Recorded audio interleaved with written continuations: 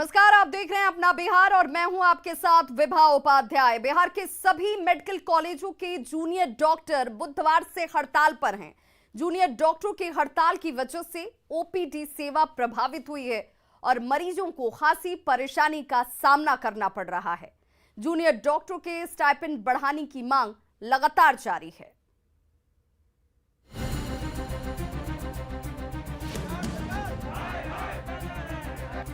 PMCH के OPD registration counter के बाहर मरीजों की भीड़ को देखिए।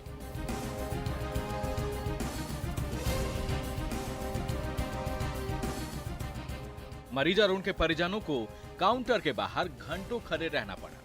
किसी को पेट की बीमारी है तो कोई दर्द से कराह रहा है। 2 घंटे से खड़ा हूँ। ये ओपीडी का ये काउंटर जो हमेशा बंद चल रहा है और हम काफी दूर से आ रहे सर। मुझे किराया सिर्फ 500 रुपए पड़ जाता है, तो इसमें कैसे होगा सर, बताइए आप लोग। नहीं दिखवा पाए डॉक्टर?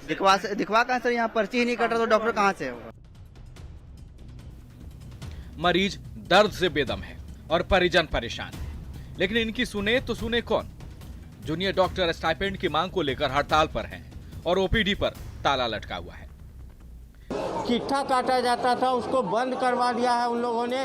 और जो मरीज हैं यहाँ पर दूर दूर से जो आए हुए हैं वो काफ़ी परेशान हैं और लाइन में इंतजार कर रहे हैं कि कोई उपाय हो कि उनको डॉक्टर दिखा सके।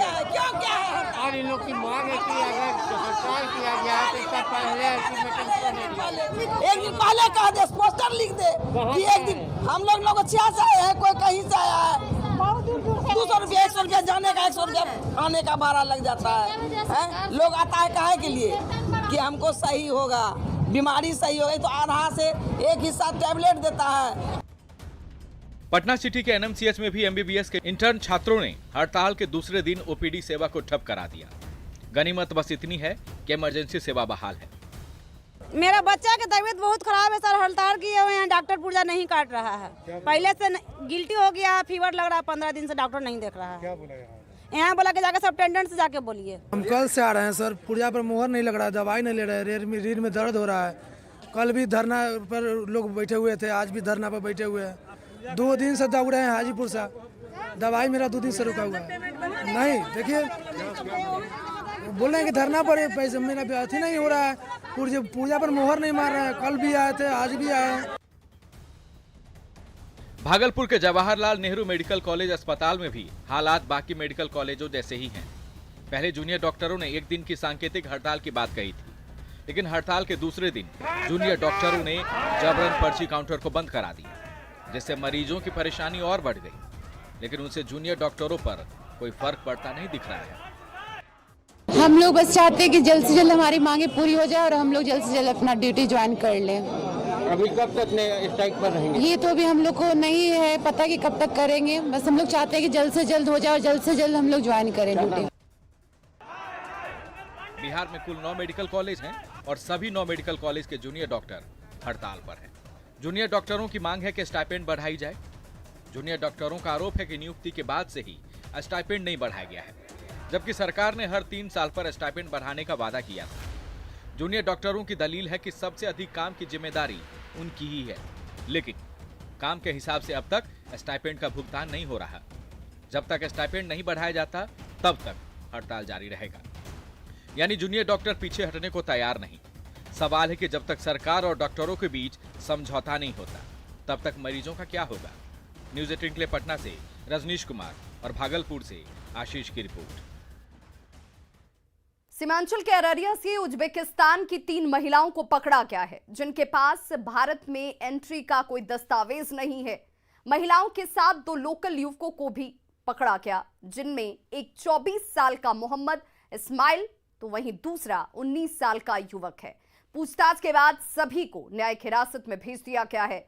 अब ये जानने की कोशिश की जा रही है कि आखिर बिहार आकर इनकी मंशा क्या थी।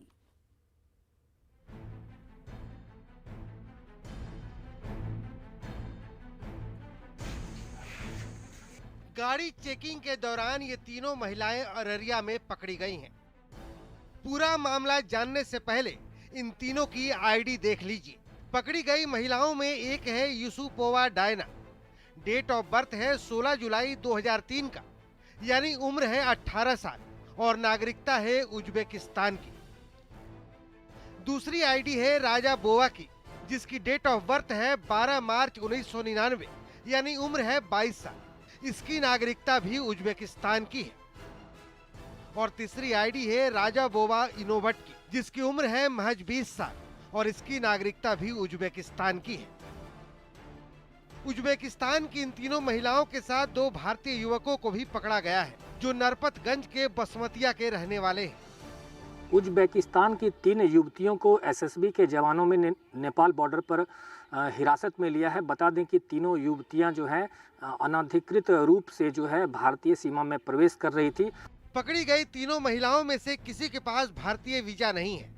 पूछताछ में पता चला है कि उज्बेकिस्तान की ये तीनों महिलाएं नेपाल में काठमांडू घूमने के लिए आई थी और पिछले कई दिनों से नेपाल में घूम भी रही थी।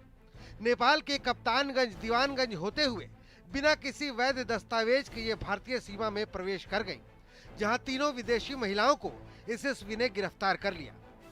प्रथम दृष्टया तो हमारे जो एक्ट है उसका इनके द्वारा उल्लंघन किया गया। इनके पास भारत में आने का या जाने का कोई वैध कागजात नहीं और जिनके द्वारा लाया जा रहा था उनको भी यह अधिकार नहीं था। उन्होंने वो जिस परिस्थिति में किए हैं, यहाँ से भारत में लाए और अन्यत्र ले जा रहे थे, इस संबंध में विस्तृत हम लोग अनुसंधान कर रहे हैं, जांच कर रहे हैं कि ये कहाँ जाना था और क्या इसका उद्देश्य हो सकता है।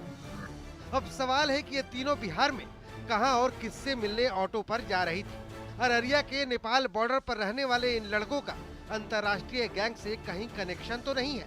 न्यूज़ 18 के लिए अररिया से सतीश कुमार की रिपोर्ट। सहरसा में हथियारों का जखीरा बरामद किया गया है। सौर बाजार इलाके में एक घर में छापेमारी के बाद पुलिस को 4 राइफल और करीब 200 कारतूस मिले। सवाल है कि आखिर इन हथियारों से किस वारदात को अंजाम दिया जाना था।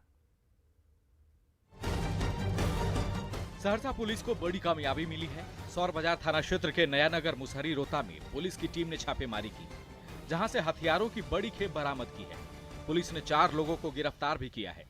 पुलिस अधीक्षक के निर्देश पर पुलिस ने कुख्यात बदमाश और रोता पंचायत की मुखिया गुड़ी देवी के पति देवानंद यादव के ठिकाने पर छापेमारी की, जिसमें 4 राइफल, 1 पिस्टल, लगभग 200 गोली, 2 4 पहिया वाहन बरामद किया गया है। पूरी कार्रवाई में करीब 4 देसी राइफल, 1 देसी पिस्टल, 1 देसी कट्टा, करीब 178 गोलियां, 2 बिंडोलिया, 14 चार्जर जिसमें गोलियों को फंसा के रखा जाता है की बरामदगी की गई है। पुलिस आने की भनक लगते ही बदमाश देवानंद यादव भागने में सफल रहा। पुलिस देवानंद यादव को गिरफ्तार करने के लिए लगातार छापेमारी अभियान चला रही है। कुख्यात देवानंद यादव पर हत्या, लूट सहित दर्जन भर से ज्यादा मामले दर्ज हैं। मिथिलांचल में तंत्र विद्या से शक्ति की आराधना पर लोगों का विश्वास है, लेकिन इसी तंत्र विद्या के नाम पर तमाशा भी खूब होता है। तमाशा भी ऐसा जिसमें दावे होते हैं नदी में 7 दिन पहले डूबे शख्स को जिंदा नदी से बाहर निकाल लेने की। सोचिए जरा, क्या ऐसा संभव है?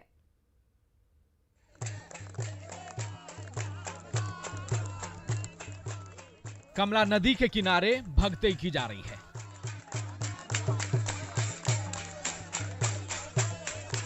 कमला नदी की पूजा की जा रही है।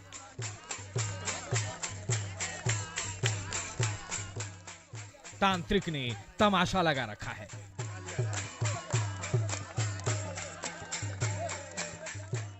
विश्वास में जकड़े लोग नदी के दोनों किनारे बैठकर तांत्रिक के तमाशे में उलझे हैं। अंधविश्वास पर विश्वास की इस तस्वीर में एक परिवार की बेबसी जरूर है। सच्चाई से वाकिफ वो परिवार भी है कि 7 दिन पहले नदी में डूबा कोई शख्स कैसे लौट कर आएगा। बावजूद इसके तांत्रिक के दावे से एक उम्मीद जरूर है कि घर का चिराग नदी से जिंदा लौट आएगा। ये बोली कि हम तुरंत निकाल देंगे, आज 2 घंटा में निकाल देंगे, आधा घंटा में निकाल देंगे। लेकर यहाँ से फुइया तक, यहाँ तक पूरे 4 5 10 गांव 20 गांव के लोग जाम लग गया, यहाँ से लेकर बांध तक, पूरे यहाँ तक वहाँ। असल में हजारों की ये भीड़ कुशेश्वर स्थान की है और ऐसी भीड़ कुशेश्वर स्थान के लिए इन दिनों आम है। फर्क बस इतना है कि एक तरफ नेता को सुनने वालों की भीड़ होती है और यहाँ तांत्रिक के अंधविश्वास में उलझे भोले भाले ग्रामीणों की है। पहले 21 अक्टूबर को हुए नाव हादसे की इस तस्वीर को देखिए। इस नाव हादसे में 12 में से 10 लोग बचा लिए गए थे। एक का शव मिला था और एक युवक का अब तक पता नहीं चला। अब 7 दिन बाद एक तांत्रिक पहुंचता है और उसका दावा है कि 21 अक्टूबर को नदी में लापता उस शख्स को ढूंढ लाएगा, वो भी जिंदा। आखिरकार कई घंटों के बाद ये तमाशा खत्म हुआ। तांत्रिक के दावे की हवा हवाई हो गई।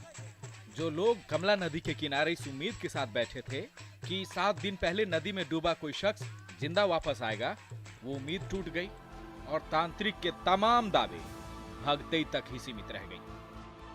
विपिन कुमार, न्यूज़ 18 दरभंगा।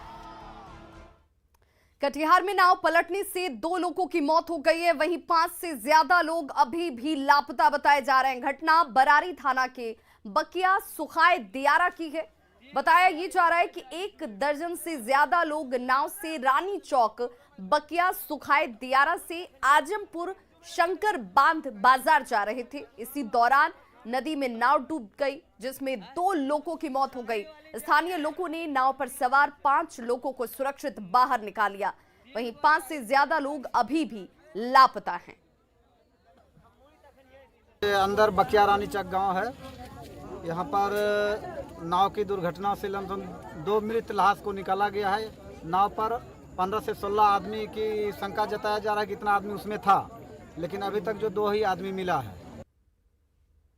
मोकामा से विधायक अनंत सिंह की जमानत याचिका को पटना हाई कोर्ट ने खारिज कर दिया है। अनंत सिंह ने बीमारी और मेडिकल रिपोर्ट के आधार पर जमानत की गुहार लगाई थी, लेकिन कोर्ट ने दूसरी बार दायर हुई जमानत याचिका को खारिज कर दिया है।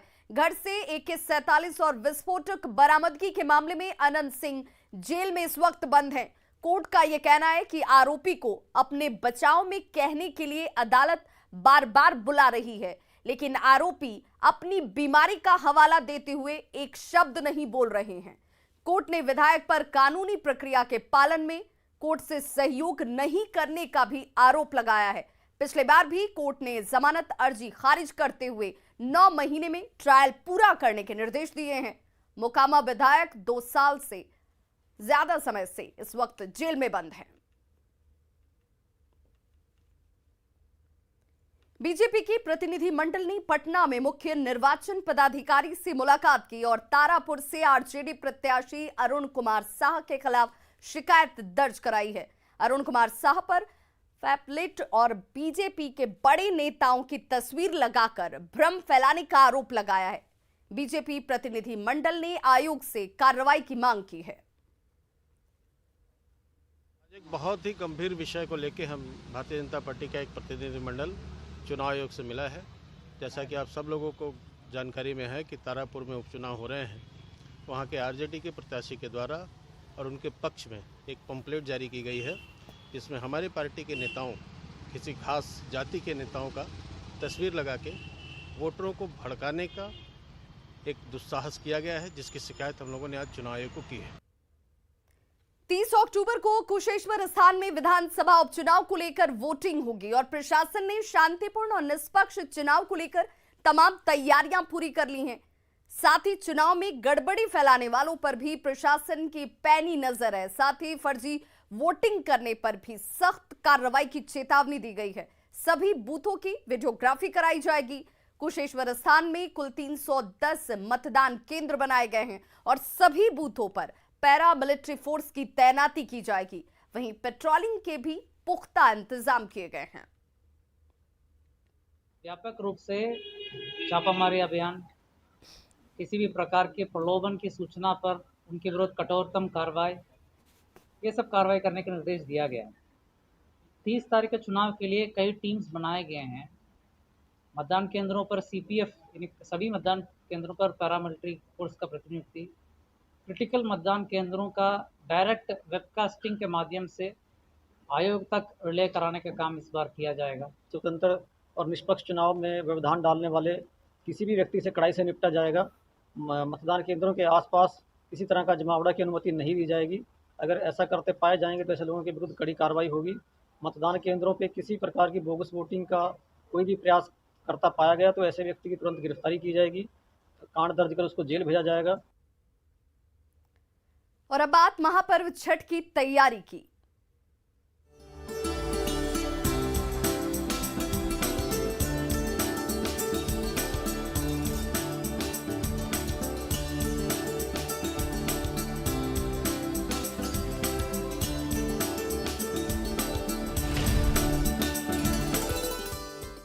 तो पटना में लोक आस्था के महापर्व छठ पर्व की तैयारी जोरों पर है। गंगा घाटों को संवारने और सजाने का काम तेजी से किया जा रहा है।